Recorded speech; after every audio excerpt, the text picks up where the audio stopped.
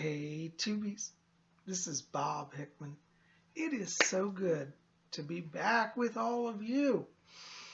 Well, you guys have been amazing, and I want to say thank you for coming out last night to my video, my Saturday night seance video. We had a wonderful time with that. My spirit guide Rose came through wonderfully and blessed us all with her wisdom. And I say it, and it's really true. I get as much out of the channeling as you guys do because I never know what's going to happen. And I don't really know what happened until I come back and when I see the video. So when I see the video, I'm like, wow, see, so I get the message too. Anyways, I'm so glad you guys are here. And last night I talked to you. I said, we're going to touch in today and talk about connecting with your spirit guide and opening to channel. And, this is a question so many of you have been writing. Psychic Bob, how do I connect with my guides? What do I do? Well, connecting with a spirit guide sometimes takes a little time. I'm not going to lie. Everybody says, a lot of psychics, oh, it's just easy as this or that. And honestly, I'll tell you in my own experience, it took me, a few weeks to connect with a guide. When I was a young psychic and I was training, my teacher said to me, Bob, I want you to work with a guide. See, I have a natural psychic ability, but she would observe my reading. She'd say, there's more that you need to get when you do a reading, and you need to work with a guide because they can give you more knowledge. And I came to understand that by working with the spirit guides, it made reading easier. It made it more accurate. It made it better. And also it raises your own vibration. Because whenever you connect with the spirit world, your life is improved. And so working with the spirit guide will bring you not only more connection to your own spiritual self, it'll bring you a lot of joy as well. So now a lot of people say to me, well, Psychic Bob, isn't that dangerous dealing with spirits? Well, let me kind of teach you some of the principles of spiritualism. I came out of a spiritualist church background, and even though I'm a Wiccan these days, I still practice spiritualism as well. And one of the tenets of spiritualism is that like attracts like. And so what that means is that whatever intent you set when you enter in connection with the spirit world, that's the type of spirit or energy you'll draw to you. So if you treat your connection with the spirit world as irreverent, flippant, almost hostile, jokingly, you're going to draw to yourself lower level entities who relate to that vibration. But if you do your connection from a higher place of light, of love, of serenity, of true spiritual connectiveness, you'll draw to yourself a guide like that as well. Now, you're going to say, well, Bob, I've been trying to get a guide for 20 years and it's never worked for me. Well, let me tell you, there are multiple ways to connect with the spirit people. One of the ways, and this is going to sound funny, but it's really true, is simply ask. Sit down, relax, center yourself, and say, are there any guides who will work with me? What is your name? Now, if you do that, you may literally that moment get an answer. And it may come in the form of, hi, my name's Joe. Or, hi, my name is Jane. You could get a spirit come to you. And many times when the spirit people come, it's really very subtle and very simple. So don't look for some big, smoke cloud to form in your room and, a big apparition. That does probably happen to some people, but it didn't happen to me, What you got to do is sit down and ask.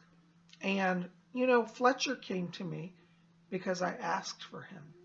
You see, when I was first starting out, and I was trying to get a guide, my teacher said to me, you need to study the various mediums of spiritualist history. So go to the library and look up spiritualism, learn the history, and study its mediums.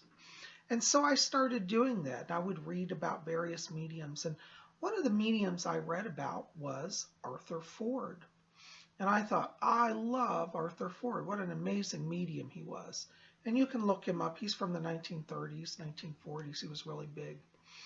And so I sat down in my meditation one day and I centered myself. I said, Arthur Ford, will you come and work with me? I'd love to have you as my spirit guide. And do you know what happened? I literally heard the word no, like literally audibly in the word no. Well, I was really shocked by that. And I thought, oh, how can they say no to me? My God, I mean, I'm asking for something that, is very simple and should be a good thing to ask for. But see, Arthur Ford saying no to me wasn't a rejection of me as a psychic or wanting to be a guide. The spirit world had another plan for me. And so they wanted me to wait a little while. And so if you get an initial no or a no response, don't take that as a rejection. Say, well, forget spiritual life. It's not for me. No. You got to let spirit lead you. So I said, okay, Arthur Ford, well, I'll just wait and maybe you can help me. Well, as I was reading this book, I learned more about Arthur Ford's life and that he worked with a spirit guide named Fletcher. And I thought, I don't need Arthur Ford. I need Fletcher because Fletcher's what helped Arthur Ford in his life. So I asked to receive a message from Fletcher. Nothing happened. This went by several weeks, and I thought, well, that's that. And then I got invited to a seance. And while I was at the seance, a message came through to me. And the message was, Arthur Ford is here for you, and he has brought Fletcher as you requested. No joke. I was shocked. I almost literally fell off my chair. And then I got home from the seance and I thought, did that really happen? I wonder if that's real. I really, even though I'm a psychic, even I have to be skeptical. So I said, well, I'll test it. So I sat down in my meditation. I said, Fletcher, did you really come to the seance tonight? Was that from you? And literally that night, I started hearing Fletcher's voice. And he's been with me ever since, and that's been probably like 15 years now. So I bring that to you because the spirit people will come, but you got to invite them. Now, there's another way also that you can connect with the spirit guides, and that's their guided meditation. And I've done this as well, and this has been a fascinating experience. And so in a guided meditation, generally you can get them on tape or record them out of books. And basically they take you into the spirit realm. And while you're there, people will appear to you and talk to you. And you should pay attention to whatever they say. Try to study their appearance if you can see them, get a sense of who they are. And when you're in that state, you can ask them if you feel connected, will they be your guide or connect you to a guide? So that's another way that you can connect with a guide. So you can simply ask. You can do a guided meditation. In fact, I think we'll have to do a whole nother video. I'm going to do a guided meditation. Maybe we'll do that for tomorrow's video because that's going to take a whole segment of time. Guided meditation. So tomorrow we'll do a guided meditation to connect with a guide. So that's one way. You ask. You can do a guided meditation. And another way is to visit a medium because a medium will generally pick up who's around you and they can give you the name of your guide and help you. As a medium, this is a large part of my job. People come to me for private readings all the time, and I'll tell them about a guide around them. And they'll say, Bob, I felt this presence, but I couldn't put a name to it. Thank you. And then I tell them, check back with me. And in the coming weeks, they call me back. They're like, Bob, I've been meditating, and the guide you connected me to, I'm connecting. And so they make a link, and their spiritual life grows. And for those of you who have had private readings with me, I tell you, I said, don't believe it just because I tell you. Go home and practice. See if you connect to who I bring over. See if they will give you evidence of their presence and give you help. You see. So when we do that, when you connect to a guide, that's a form of channeling. See, we're probably going to have to do multiple. This is probably going to be a whole series. I think it's going to have to be. But many of you said, Psyche, how do you channel? Well, this is a wonderful thing because channeling is not a complex process. You know, you'll read in sometimes in some of these old books that you have to do 3 days of fasting and burn a special incense and cross through a graveyard at midnight. None of that's necessary unless you really want to do it. But really, channeling is understanding how energy flows through your body, choosing to open that energy and let the spirit people come through. There are 2 types of channeling. There's conscious channeling, where it's like, for example, when you see me do messages from the spirit world, I'm wide awake, but I'm receiving impressions from my guy Fletcher, and you see me talk to him. That's called conscious channeling. I'm awake, I'm totally with you guys, and I'm hearing and receiving impressions and sharing it. The second type of channeling is trance channeling, and that's what we do on our Saturday night seance. Trance channeling is actually the more traditional form of mediumship, and in the early days of the spiritualist church, this is how they would conduct their gatherings. They would gather, and a medium would go into trance, and spirits would come through and deliver messages to the congregation, or sometimes a lecture. And so this is known as trance channeling. You don't see as much trance channeling these days, unfortunately, because it's not really taught in many churches, at least in the spiritualist churches anymore. And people today tend to work more with conscious channeling. And since we've had mediums like Sylvia Brown and John Edward and James Van Praagh, all of these mediums have, brought over messages and given evidence through conscious channeling. Is one better than the other? No. It just depends on what you enjoy and how your guides want to work with you. Now, you know that when I go into trance, many times Rose comes through. And the first time Rose came through to me, I was at a seance.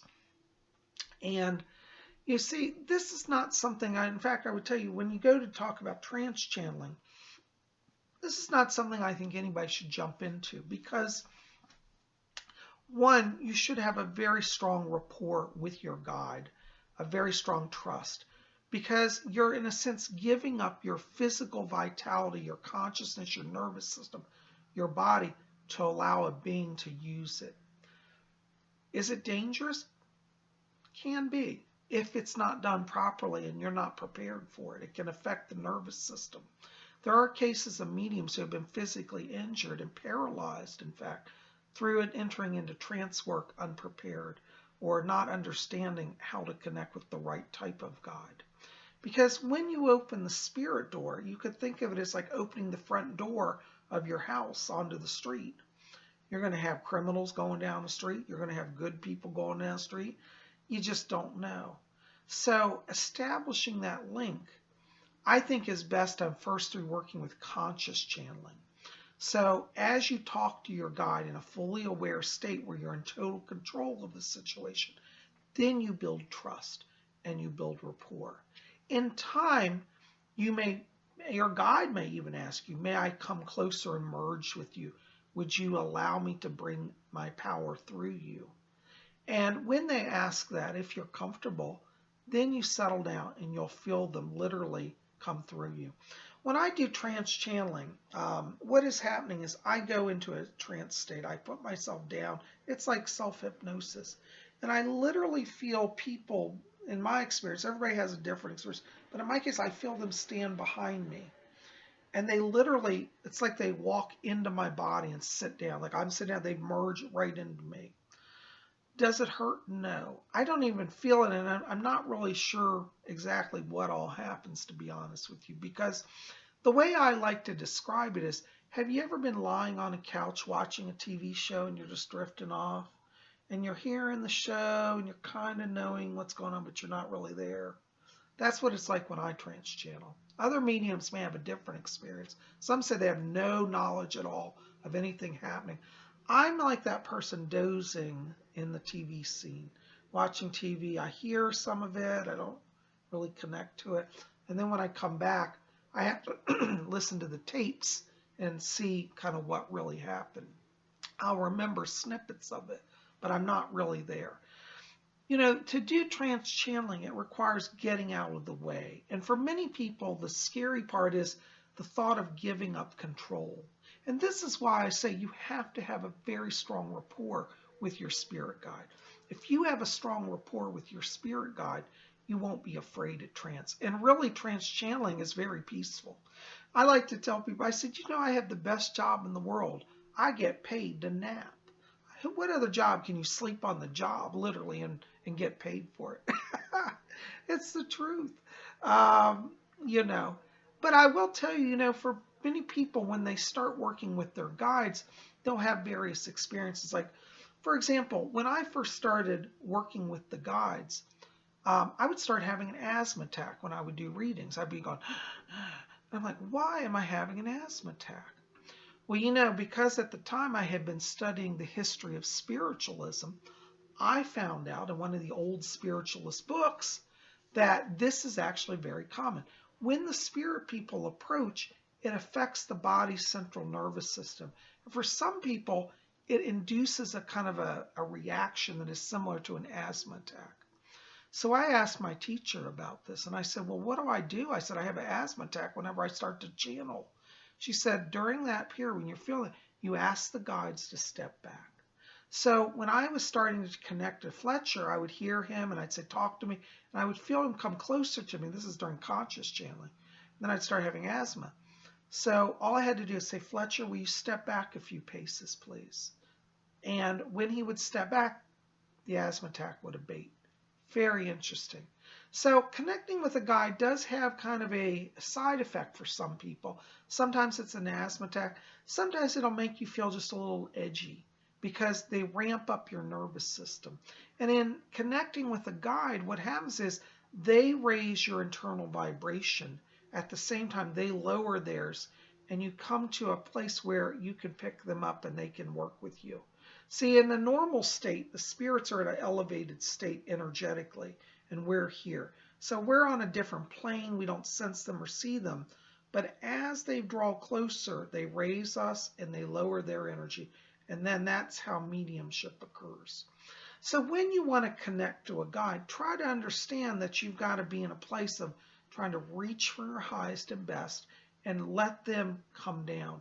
And it is a trust relationship, as I said, where you have to be willing to give and take. So anyways, this is just a little intro to connecting with the guide. And we're going to do another video tomorrow on this. I think this is going to be a series because there's a lot here, and I think you all need a little more than I can give in one video. But anyways, hope that helps a little bit today. Be here tomorrow. We're going to do a guided meditation to connect with the spirit guide. I'm so glad you guys are here. Listen, keep it here at Spirit Channel. We'll be back here tomorrow for that. Hope you'll like this, favorite, share it with your friends, and let's get out the word about Spirit Channel. Let's build our community. Hope you'll subscribe, be part of our scene. We'd love you to be with us. Thanks for being here, guys. We'll see you back here tomorrow. Blessings to you.